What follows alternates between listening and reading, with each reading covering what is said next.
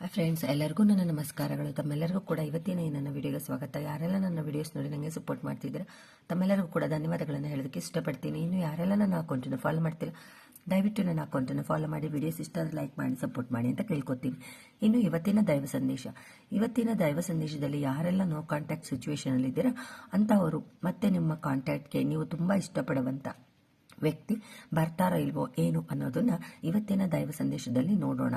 ನೀವು ತುಂಬಾ ಇಷ್ಟಪಡುವಂತಹ ವ್ಯಕ್ತಿ, ಅದು ನಿಮ್ಮ ತಂದೆ ತಾಯಿ, ಅಪ್ಪ ಅಮ್ಮ, ಅಜ್ಜಿ ತಾತ ಅಥವಾ ನಿಮ್ಮ ಲವರೇ ಆಗಿರ್ಬೋದು. ಅವರು ನಿಮ್ಮಿಂದ ದೂರ ಇದ್ದು ಇಲ್ಲ ನಿಮ್ಮ ಹತ್ರನೇ ಇದ್ದು ನಿಮ್ಮ ಜೊತೆ ಮಾತಾಡೋಕ್ಕಾಗದೇ ಇರುವಂಥ ಸಿಚುವೇಶನ್ನು, ನಿಮ್ಮನ್ನು ನೋಡದೇ ಇರುವಂಥ ಸಿಚುವೇಶನಲ್ಲಿ ಮುಂದಿನ ದಿನಗಳಲ್ಲಿ, ಬರುವಂಥ ದಿನಗಳಲ್ಲಿ ಅವರು ನಿಮ್ಮ ಜೊತೆ ಮಾತಾಡ್ತಾರೋ ಇಲ್ವೋ ಅಂತ ನೋಡೋದಾದ್ರೆ ಖಂಡಿತ ಅವ್ರು ನಿಮ್ಮ ಜೊತೆ ಮಾತಾಡಬೇಕು ಅನ್ನೋ ಆಸೆನೂ ಇದೆ.